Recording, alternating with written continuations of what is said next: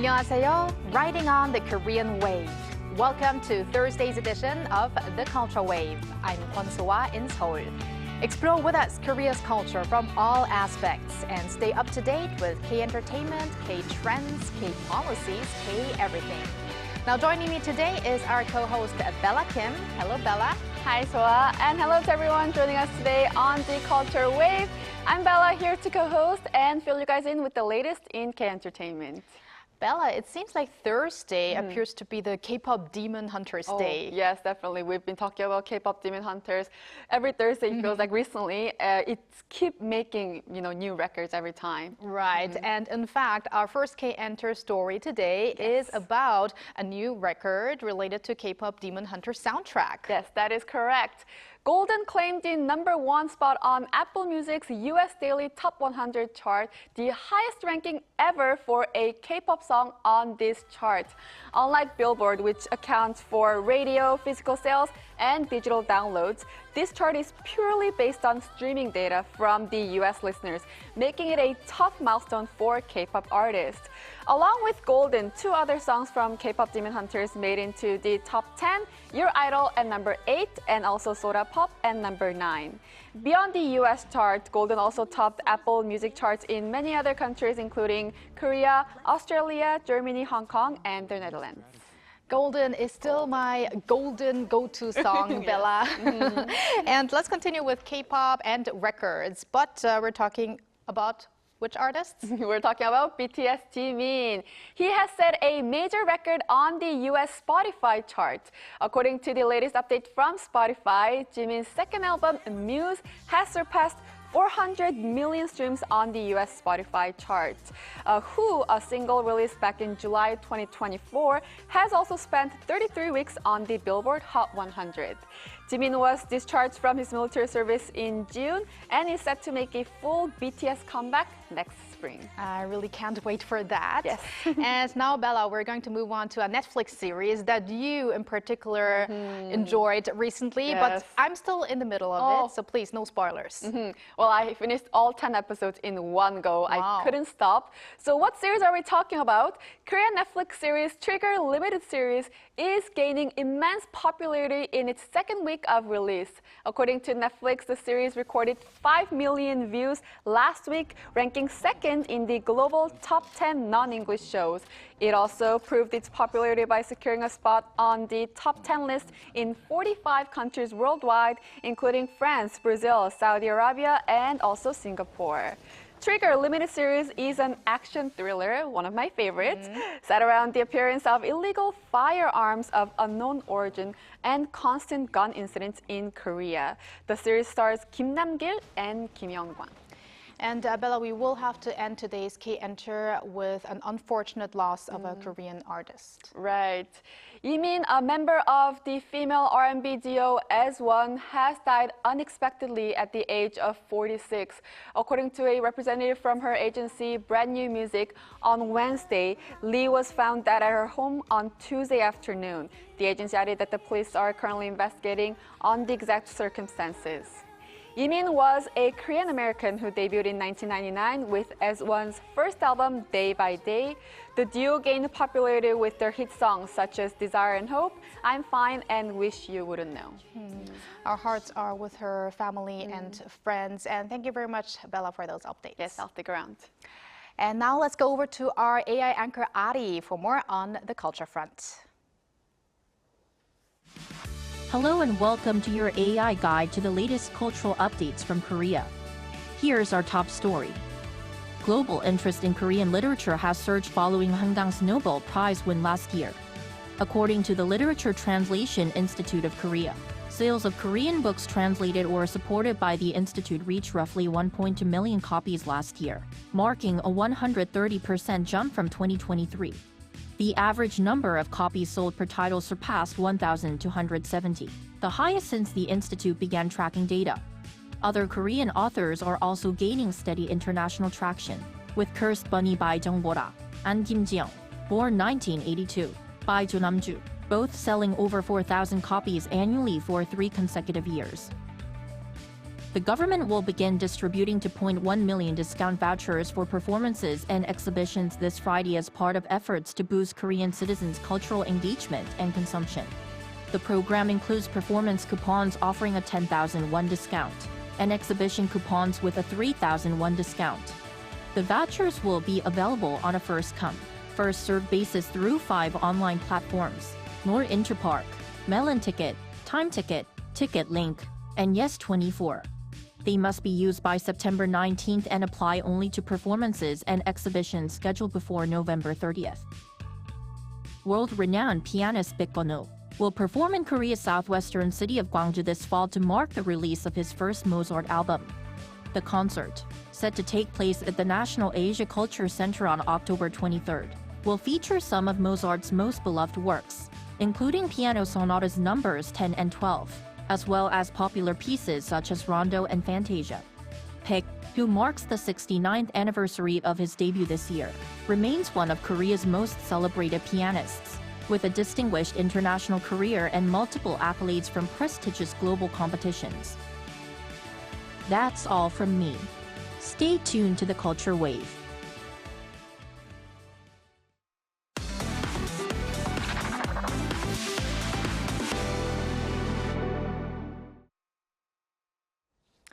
Discussions about introducing a basic income for cultural and artistic workers are gaining momentum under the Lee Jae-myung administration.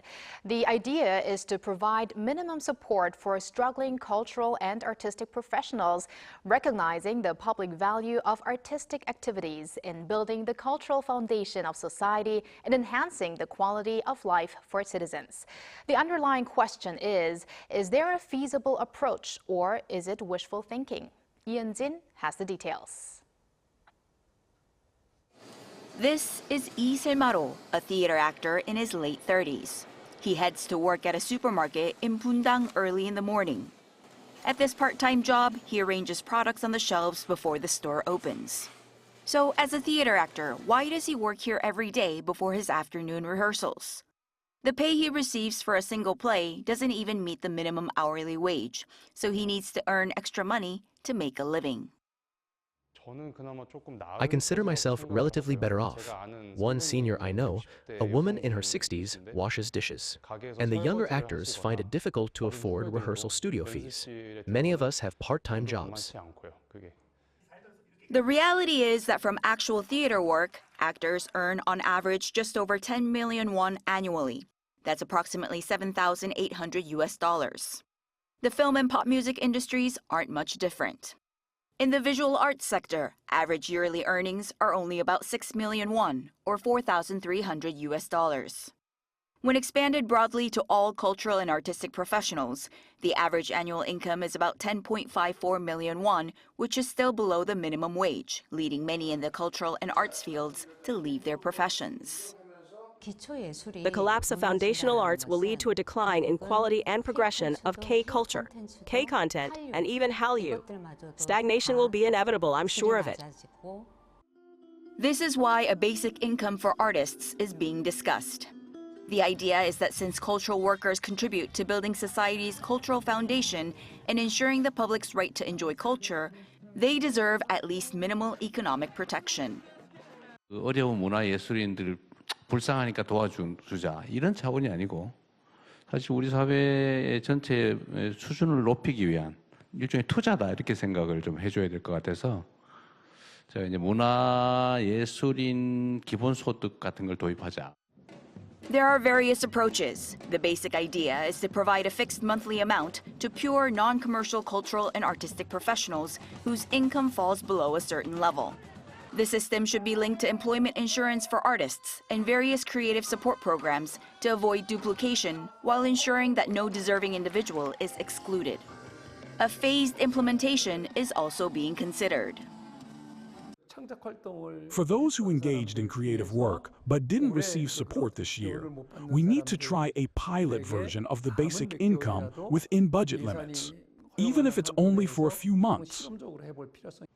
During the COVID-19 pandemic, when performances were completely halted, there was also talk of basic income for cultural and artistic fields. But nothing came of it, partly due to funding issues and the argument that there were other sectors that also needed support.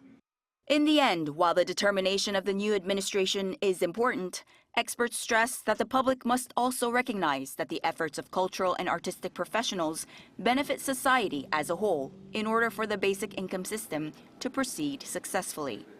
이은진, 아리랑 뉴스.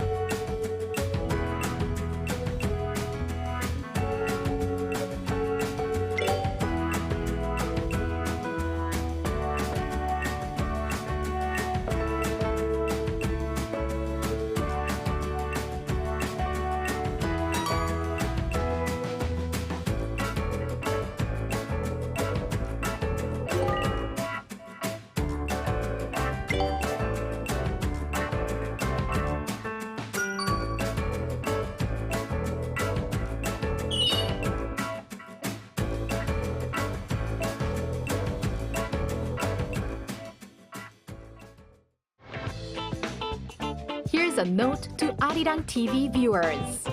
We are conducting a survey for our programs, including The Culture Wave, to meet our viewers' expectations.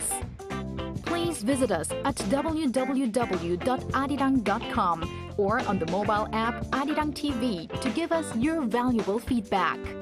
You also have a chance to win some Bluetooth earbuds and K-pop merch. All for one, one for all, or all for one K-pop song. Blackpink Rosé's hit song 아파트 featuring Bruno Mars took the world by storm back in October last year. Did you know that 11 people contributed to writing and composing this hit song, and 4 producers took part? In the K-pop industry, it has become common that a whole group of people collaborate on one single song. Let's talk about this interesting trend with our K-pop expert, Jeff Benjamin, who is now connected with us. So welcome back, Jeff. Hi, Jeff. Hi, thanks for having me again. Thanks for joining us again. Now, Jeff, before we delve into today's main topic, could you give us a rundown of the latest K-pop trends based on your recent contribution to Billboard? So what are some notable groups and songs that we can mention in the first half of this year?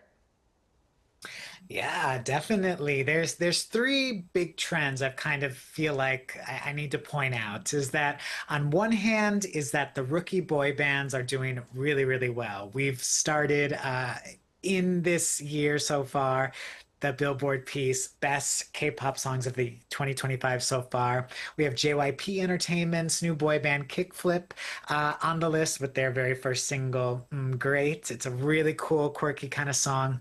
And then we also have a new boy band called Close Your Eyes with their single, All My Poetry, which is kind of an unexpected throwback to 2000s R&B, 90s pop sounds.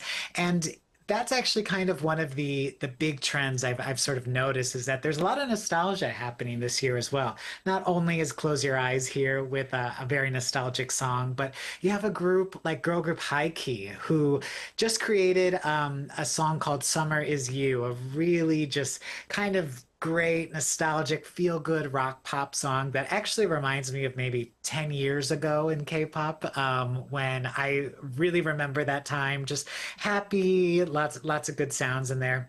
But also there's a lot of experimentation happening. Number one on the list was Blackpink's Jennie with her single Jennie, like Jennie, of course. And who would have thought a song literally about Jennie that's in half in Korean, half in English would be this global hit, right? But it's being played on US radio. And I think it was a really good experiment that kind of paid off for Jennie, just to create this kind of really great self-signature anthem. We've seen experimental songs from groups like NMIX, ATEEZ, Mark from NCT.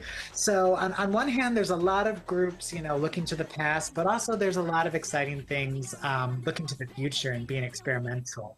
That with this great rookie class of boy bands with Kickflip, Close Your Eyes, AHOF, New Beat.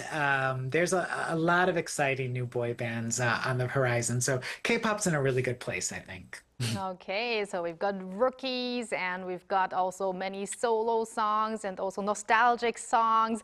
Now, let's talk about an interesting way of creating super hits like actually the ones you just mentioned. It's become the norm for a group of artists, songwriters, composers, and producers to get together for a so-called song camp to make a great song. So please, Jeff, tell us about this process. Definitely. This process isn't necessarily new. It's definitely been happening for a while, but something that's been really great about the way that K-pop works is that, what might happen in America is that there'll be a song camp where they're bringing in songwriters and producers, all to kind of work on music for a specific project or a specific artist album. So you're bringing in all these artists, all these songwriters, maybe just to write for the new Rihanna album, right? But what's great about K-pop and companies, whether it's SM Entertainment and Hybe or Starship or YG Entertainment, they're bringing in all these different creatives and they can kind of create music for all the different artists at the company. And that's great because all these companies have artists at different places in their careers, different sounds, different messages. So it's really kind of this nice situation that K-pop has kind of fallen into, where they can work with all these different kind of creatives and they can come together to create all kinds of music. Wow. So you've mentioned, Jeff, major Korean entertainment agencies like Hybe, SM, JYP, YG, and Starship are regularly holding these song camps. Why is that? Please tell us about some of the benefits of this song camp. Definitely. You're bringing in, right, all these minds, and it's kind of an exciting creative journey because most of the time the labels will house and they'll kind of create a schedule for the songwriters. And it's kind of just this great chance to really work creatively with a bunch of different people. And like I mentioned before, many times these labels will kind of give prompts, give ideas, give kind of, a look ahead of where they're going with their artists, with their companies, whether that's in terms of genre, whether that's in terms of sound. But what's really kind of cool is that, these songwriters and these producers can come together, they can create different kinds of things. And, whether or not a song was meant for one artist, it actually might end up going to a different artist in the company. So it's kind of a really efficient way to kind of really be able to get a lot of different types of styles, a lot of different types of music, all in kind of one investment and go. But you're also not going to necessarily waste a lot of that music. If it doesn't make the Rihanna album, in my first example, what's kind of cool is that K-pop companies can kind of keep the music, keep it circulating, and kind of find the right time to use a lot of the music that they might have created at these song camps. Mm-hmm. So Jeff, you did mention some of the benefits, overall benefits of this song camp, but I've also heard that these song camps are very positive for especially rookie songwriters and composers as well before they make their debut. So what's your thought on this as well? Oh yeah, definitely. And I think it's really cool that you can have a lot of people to work with, right? Because if you have a group of seasoned songwriters and producers or people who have a style that they might have habits or they might have certain ways that they know really work to create the best songs, you can bring in those kind of rookie songwriters or maybe they're trainees under the company to kind of get a taste and kind of learn more about the process of creating music. So I think that's one of the really positive things here. And we're seeing it more and more for sure that trainees of future groups that are, whether they're about to debut or they're going to debut, they're kind of getting more involved in the process of these song camps. And I think the power of collaboration is really coming through there. Now, Jeff, I don't know if this is really a big factor or not, but do you think plagiarism could also be avoided in a better way if multiple people work on one song? Yeah, I think that's a good point because, on one hand, sometimes, an artist and a creative person, they can get so stuck in their head or they can, have a melody that they might have heard, hummed on a subway years ago that just stuck with them. And it's kind of nice to have other people to bounce your ideas off of, bounce off your work and make sure that, yeah, you're not kind of falling into any difficult territories. There's many amazing artists that can create a whole album by themselves and create entirely original products. But it's always nice to kind of have those collaborators and have someone to kind of double check your work, I guess. Double check, triple check, quadruple check. Definitely. And speaking of, many people in music industry working together, it's noticeable that the nationalities also of those involved in these K-pop productions have become very, very diverse. Recent efforts have included songmakers from US, UK, Japan, and also Sweden, Norway, and so many other countries, right? Good point. And that brings us to our next question, Jeff. Do you think that songs created in this way still have that K-pop feel to them? I mean, what makes K-pop sound like K-pop, even if it's not entirely made by Korean people? Yeah, it's a really great point. And something that I've always been really key on when it comes to describing K-pop is that, I would argue K-pop doesn't actually have that distinct of a sound in terms of genre when we're thinking of rock music being very focused about guitars and drums, or if you think of EDM being very focused on electronic elements and dance music. There's kind of whether it's Stray Kids, who we have shown, I think that's Wavy actually being shown here, a China-based group, right? Or whether it's Stray Kids or whether it's did I get that wrong? That's actually NCT. My bad.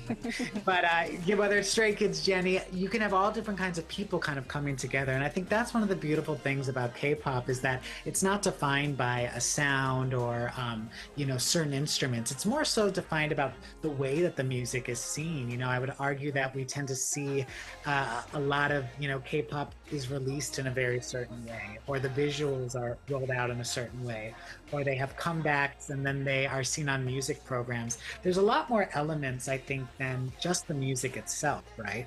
So what's very cool about these song camps in particular, to bring it back to that, is that you can kind of take different parts of different songs and maybe there's some Thai inspirations here, there's some Norwegian or Swedish inspirations in the chorus, and all these things come together. And it's still K-pop because K-pop really is this global mash of sounds that's sort of made for all kinds of listeners and people like that, right? Now, Jeff, and apart from having these groups of people working on one song, we also see a lot of artists themselves collaborating for songs, just like Rose for Apatu. But as the number of songwriters increases, doesn't it become a little difficult to earn income from royalties? So do you think there will be more cases of these in the future? And also AI could also play a role in making songs in the future. So how do you see the future in producing songs with this collaboration? Yeah, I think every situation is different. There's some incredible artists. If you look at a Beyonce album, there was a lot of talk about all the different songwriters involved in her latest album, but no one is questioning that Beyonce is a fantastic artist, right? There are also on the other side of the spectrum artists who can create a song, an album, and be the sole songwriter on it and play instruments. I think it's all about the artist's different journey. And of course, naturally, right, the more songwriters that are on a song, the copyright is going to get divided less and less. But if that's what it takes to create a great song, ultimately, shouldn't it be worth it, right?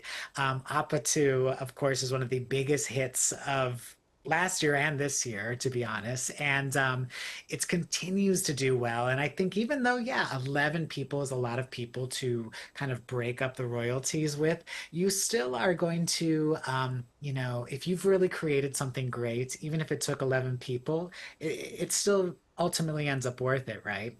So I do think that depending on your structure or how you work, you just have to do what's best for the artists themselves. And what's kind of great about Rosé's case, for example, is that, she didn't necessarily start out as, writing all of Blackpink's music, but the members got more and more involved, and Rosé eventually put out a solo album where she wrote on every song on the record, and got very personal and was able to share a lot more. So it's definitely a process, and every artist has their own process. So I always say we trust the process for sure. Okay, well, there is a saying that goes, it takes a village to raise a child. So these days we see it might even take a camp to make a hit song. Well, thank you very much, Jeff, for your insights, and have a great rest of the week. Thank you, Jeff. To you guys. And thank you, Bella. As always, we're going to see you back here soon. Yes, I'll see you back soon. Thank you for spending the past half an hour with us on the Culture Wave, and please join us again tomorrow on Friday at 2 p.m. Korea time, and maybe one day here in Korea.